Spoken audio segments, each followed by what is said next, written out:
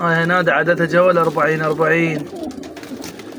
بهذا الاسود، بها 4 اسود، هذا منهن مكحكل، وبيهن 8 كلهن نفس هذا زنجاري قافلات على الاخير. هاي الطيرة منهن.